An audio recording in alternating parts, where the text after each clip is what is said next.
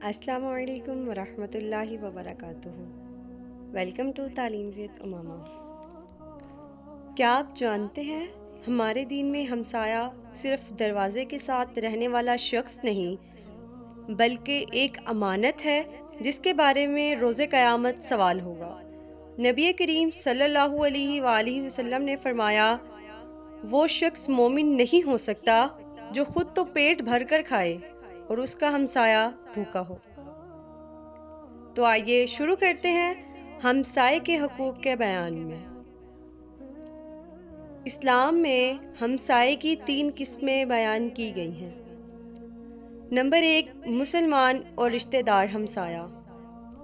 ایسے ہمسائے کے 3 حقوق ہیں۔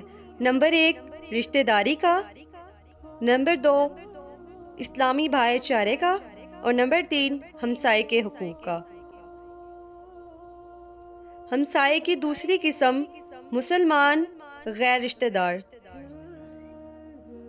اس کے 2 حقوق ہیں، ایک تو ہمسائے کا حقوق اور دوسرا اسلامی بھائی چارے کا۔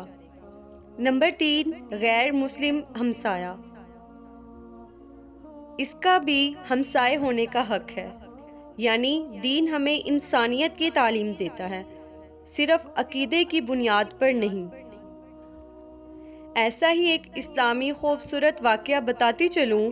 حضرت عبداللہ بن عمر کے پاس بکری تھی، آپ نے اسے ذبح کروایا، گوشت کو میرے ہمسائے کو دو۔ کسی شخص نے آ کر کہا، وہ تو یہودی ہے، وہ تو آپ کے دین کی خلاف ورزی کرتا ہے، لیکن پھر بھی آپ اس کو گوشت دیں گے؟ حضرت عبداللہ بن عمر نے فرمایا، ہمیں نبی کریم صلی اللہ علیہ وآلہ وسلم نے ہمسائے کے ساتھ حسن سلوک کا اتنا حکم دیا ہے کہ ہم ان کے ساتھ ایسا ہی رویہ اختیار کریں جیسے باقیوں کے ساتھ کرتے ہیں۔ کچھ ذمہ داریاں جو ہم سب پر عائد ہیں۔ نمبر 1، اگر ہمسایہ بیمار ہے تو عیادت کریں۔ نمبر 2، اگر غم میں ہے تو تسلی دیں۔ نمبر 3، خوشی میں شریک ہوں۔ نمبر 4، کبھی اس کے لیے پریشانی نہ بنے، نہ شور کر کے نہ جھگڑا کر کے۔ اسلام کا خوبصورت پیغام یہی ہے، آپ کے ہاتھ، زبان اور رویے سے آپ کا ہمسایہ محفوظ ہو۔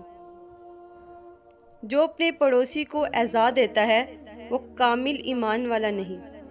آپ صلی اللہ علیہ وسلم کا ایک فرمان ہے کہ حضرت جبرائیل مجھ کو جتنی ہمسائے کی تلقین کرتے ہیں، مجھے خوف ہے کہ کہیں ان کو وارث ہی نہ بنا دیں۔ اگر آپ کو یہ ویڈیو پسند آئی تو لائک کریں، دوستوں کے ساتھ شیئر کریں، چینل کو سبسکرائب کریں۔